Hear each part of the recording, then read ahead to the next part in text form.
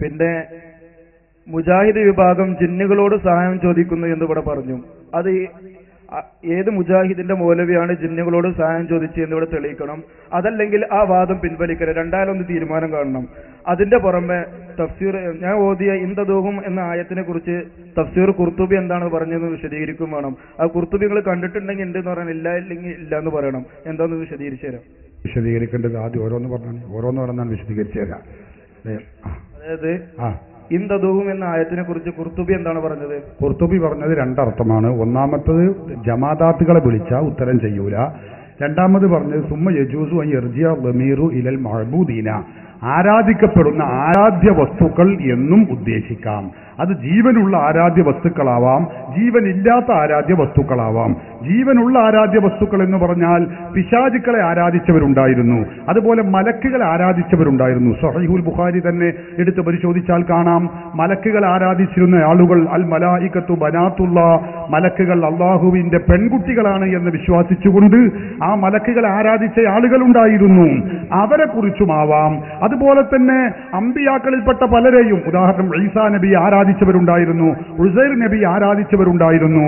അവർ അള്ളാഹുവിന്റെ പുത്രന്മാരാണ് എന്ന് വിശ്വസിച്ചുകൊണ്ട് വഖാലത്തിൽ യഹൂദു ഉസൈർ ഇബ്നുല്ലാഹ് വഖാലത്തിൻ നസാറാ അൽ മസീഹ് ഇബ്നുല്ലാഹ്, ജൂതന്മാർ പറഞ്ഞു ഉസൈർ അള്ളാഹുവിന്റെ പുത്രനാകുന്നു, ക്രിസ്ത്യാനികൾ പറഞ്ഞു ഈസാ അള്ളാഹുവിന്റെ പുത്രനാകുന്നു. ഇങ്ങനെയൊക്കെ വിശ്വസിച്ച കുറെ ആളുകൾ ഉണ്ടായിരുന്നു. അപ്പൊ അവരുടെയൊക്കെ ഭാവനയിൽ ഇവരൊക്കെ ആ ദൈവപുത്രന്മാരാണ്, ആരാധ്യ വസ്തുക്കളാണ്. ഇങ്ങനെയുള്ള ആളുകളെ ആരാധിക്കുന്നവരെ കുറിച്ചും ഈ ആയത്തിൽ പരാമർശമുണ്ട് എന്നാണ് ഖുർത്തുബി പറഞ്ഞത്. ചോദിച്ചോളി.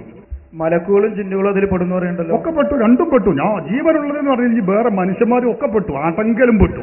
ജീവനുള്ളതാവട്ടെ ജീവനില്ലാത്തതാവട്ടെ എന്ന് ഞാൻ പറഞ്ഞത് ഈ അർത്ഥത്തിനാണ്. അതിന് നബിമാരും മലക്കുകളും എല്ലാവരും പെട്ടു. അവർക്കൊക്കെ ആര് ആരാധിക്കുന്നുണ്ടോ, ആരാധ്യ വസ്തുക്കളായി ഏത് വസ്തുവിനെ, ജീവനുള്ളതോ ജീവനില്ലാത്തതോ ആയ ഏത് വസ്തുവിനെ ആരാധിച്ചാലും ആ ആയത്തിന്റെ പരിധിയിൽപ്പെട്ടു. അതൊക്കെ ആ ഖുർആനിക സൂക്തത്തിന് എതിരാണ്. അതുകൊണ്ട് തന്നെ അതൊക്കെ ശിർക്കാണ്, പാടില്ലാത്തതാണ്.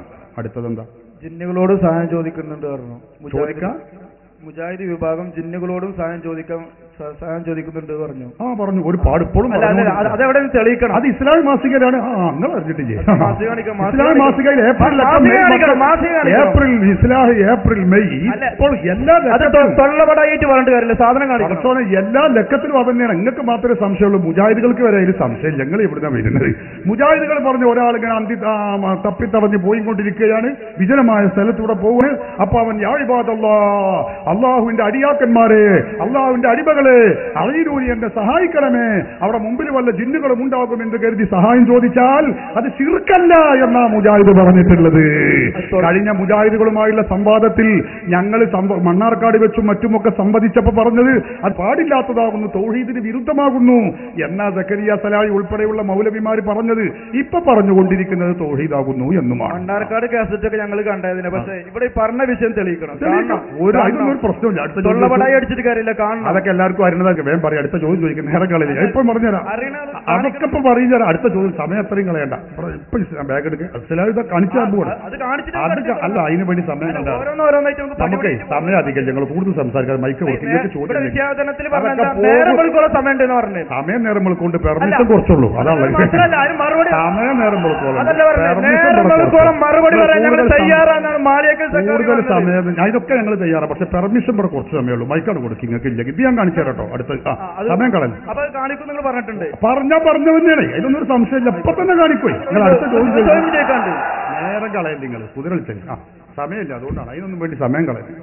ഒരു വലിയ ചോദിക്കും. അയാൾ സ്കൂളിലും പോയിട്ടില്ല, മദ്രസയിലും പോയിട്ടില്ല, ചാലിയത്തുള്ള ഉദാഹരണം വെക്കുക. അതെ, അയാൾ മരിച്ച സമയത്ത് അയാളെ കബറടക്കി കാര്യങ്ങളൊക്കെ കഴിഞ്ഞു.